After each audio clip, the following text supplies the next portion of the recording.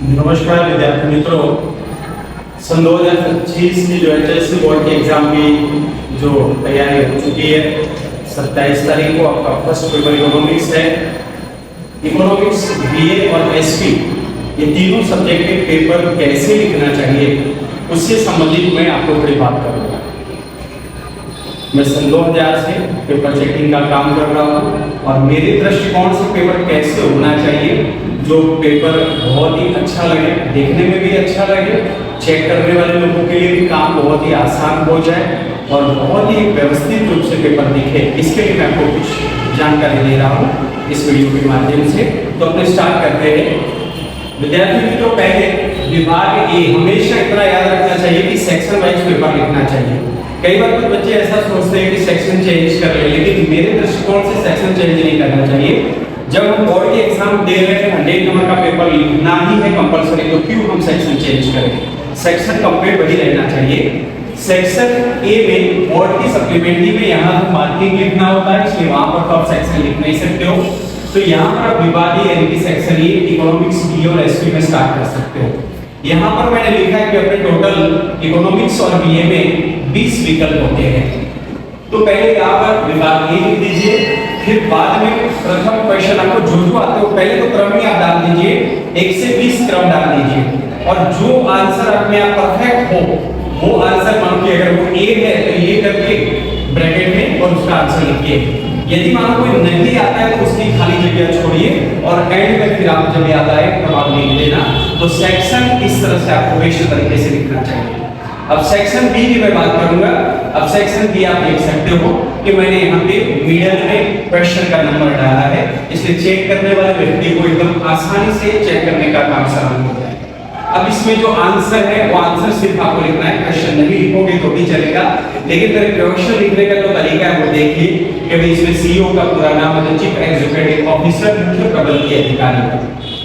Second question इस तरह थोड़ी गैप छोड़ के, तो जिससे कि अच्छा भी लगे और चेक करने वालों का काम भी आसान हो जाए। इसी तरह क्वेश्चन 21, 22, 23, इस तरह से 24, 25, इस तरह से आपको क्वेश्चन लिखना है। लेकिन अपने इस बार ऐसा है कि अथवा में नहीं है, 3 क्वेश्चन ज्यादा दिए होते हैं, इसमें से आपको 3 क्वेश्चनों को छोड़ सकते हो और बाकी के आपको कंप्लीट करने होते हैं। तो उस समय पर आपने जो क्रम वाला क्वेश्चन लिखा है वो क्रम आप यहाँ डालने का। मानो कि आपको 25 नहीं आता है तो आपको 25 आप मान के छोड़ो चल रहे हो तो 26 का जो है वो आपको यहाँ 26 लिखना है। पर ये जो क्रम है वो आपको लाइन टू लाइन आने चाहिए, जैसे कि भाई आप 21 है, 22 है, 23 है, 24 है। और सेक्शन बी में तो आपको कंपलसरी 10 क्वेश्चन लिखना ही, इसलिए इसमें तो कोई सवाल ही नहीं है। इसी तरह सेक्शन अब C की बात करें तो C में मिनिमम आपको 5 से 6 लाइन लिखना पड़े। अगर मान लीजिए कि अगर कोई परिभाषा पूछ ली है तो परिभाषा से संबंधित भी बात आपको लिखनी चाहिए। यहाँ पर मैंने विभाग C में 31 नंबर से क्वेश्चन स्टार्ट हो रहा है, तो यहाँ पर देखिए कि उच्च स्तर के कार्य तो मिनिमम 5 कार्य यहाँ मैंने दर्शाया है। एकल उपयोगी योजना इस तरह से बीच में मैंने क्वेश्चन लिखा हुआ है। अब यह भी आपको मैंने बताया कि चलो आपको 31 का आ रहा है, 32 का नहीं आ रहा है तो 33 का लिखना है, तो 33 का लिखोगे तो यहाँ 33 लिखोगे। पर ये जो लाइन है, क्रम है, वो आपको बनाए रखना है। तो ये देखिए 33, 34 आकृति आती है, तो वहां पर इस तरह से आकृति पेंसिल से अच्छे से बनाइए। एक अच्छे पेपर की पर्सनालिटी रहती है। 100 में से जो 100 इकोनॉमिक्स और BA में काफी स्टूडेंट मेरे रह चुके हैं, उन बच्चों ने मेरी मेथड से ही लिखा हुआ है और इनको बोर्ड में 100 में से 100 मिले हैं। हर साल 2-4 बच्चे तो अपने होते ही हैं। इसी तरह विभाग D में देखिए कि यहाँ पे BA का जो पेपर है अधिकांश शब्द के मूल तत्व है, तो पहले मैंने मूल तत्व लिख दिए और फिर आकृति बनाई है, फिर दायित्व के बारे में, अधिकार के बारे में और उत्तरदायित्व के बारे में मैंने समझाया है। उसी तरह दूसरे क्वेश्चन में जैसे आयोजन की प्रक्रिया है, तो आयोजन की प्रक्रिया में सारे सेक्शन D में हमेशा याद रखना कि अगर पॉइंट वाला क्वेश्चन है तो सारे पहले पॉइंट लिखना चाहिए। तो ये पॉइंट आपने लिख दिया। अब पॉइंट लिखने के बाद यहाँ इधर देखिए, आपने देखा कि मैंने पॉइंट लिखा है, इससे नीचे अंडरलाइन किया है, गैप छोड़ी है और फिर इसकी डिटेल्स मैंने लिखी हुई है। तो सारे पॉइंट्स में मैंने इसी तरह से किया हुआ है, गैप छोड़ के।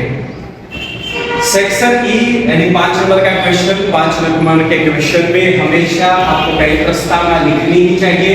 अगर पूरे 5 नंबर प्राप्त करने हैं और बीए और इकोनॉमिक्स एसवी में 100 में से 100 प्राप्त करने हैं तो 5 नंबर के क्वेश्चन में प्रस्तावना तो होनी चाहिए। प्रस्तावना नहीं क्या तो उस चैप्टर से संबंधित आपको 5-6 लाइन लिखनी है। जैसे यहाँ ग्राहक सुरक्षा का चैप्टर है तो ग्राहक सुरक्षा के बारे में मैंने लिख दिया कि भाई ग्राहकों के साथ धोखाधड़ी होने के कारण ग्राहकों से संगठन नहीं है और जागरूक नहीं है, इसलिए ग्राहक सुरक्षा कानून 1986 में बनाया। 15 मार्च को ग्राहक सुरक्षा दिन के रूप में मनाया जाता है। इसके बाद प्रस्तावना के बाद मैंने जो अर्थ लिखा है वो अर्थ लिखने का तरीका आप देख सकते हो। इसके बाद मैंने जो अधिकार मिले हैं वो 6 अधिकार 1986 के अंतर्गत मिले हैं वो मैंने बताए, और इसके बाद 2 अधिकार यूएनओ के द्वारा दिए गए हैं वो अधिकार है, और फिर इन पॉइंटों को मैंने समझाया हुआ है। थोड़ा पॉइंट आप देख सकते हो कि यहाँ पर मैंने पॉइंट लिखा है, इसकी डिटेल इस तरह से पॉइंट और इसकी डिटेल्स लिखी हुई है आप देख सकते हो। और फिर एंड में क्वेश्चन का जब एंड होता है तब आपको समीक्षा लिखनी है। तो इस तरह से आप लिखोगे। इस वीडियो के माध्यम से मैं आपको तरीका बता रहा हूं तो बेस्ट तरीका रहेगा, चेक करने वाले के लिए भी आसान हो जाएगा, आपके पेपर बस लगेगा, अच्छा लगेगा। और दूसरी बात की इकोनॉमिक्स में मेरे 25 साल का एक्सपीरियंस के बहुत सारे बच्चे ग्राफ छोड़ देते हैं। भाई ग्राफ 5 नंबर का होता है, डायग्राम का, और डायग्राम जो होता है वो मार्क्स जो होते हैं वो विश्लेषण का होता है। टोटल एक 5 नंबर का होता है। तो ग्राफ तो आपको कंपलसरी बनाना चाहिए। थियरिकल क्वेश्चन छोड़ दोगे तो चलेगा, लेकिन ग्राफ नहीं छोड़ना चाहिए इकोनॉमिक्स में। और ग्राफ में आप बताएंगे कि जो यहाँ पर आपने ग्राफ बनाया है तो यहाँ पर पूरा पेंसिल से यूज करना है और पीछे के कंप्लीट पीछे ही उसके विश्लेषण करना है। हमेशा याद रखना चाहिए कि सेक्शन वाइज आपको लिखना है, क्रम चेंज नहीं होना चाहिए। अगर बीच में कोई क्वेश्चन आप हटा रहे हो तो उसका क्वेश्चन नंबर नहीं लिखना है, वो आगे वाले क्वेश्चन का नंबर लिखना है। तो इस तरह से आप लिखोगे तो बेस्ट रहेगा। धन्यवाद, शुभकामनाएं, आपकी परीक्षा बहुत ही अच्छी रहेगी, अच्छे नंबर आओ, ऐसी शुभेच्छा।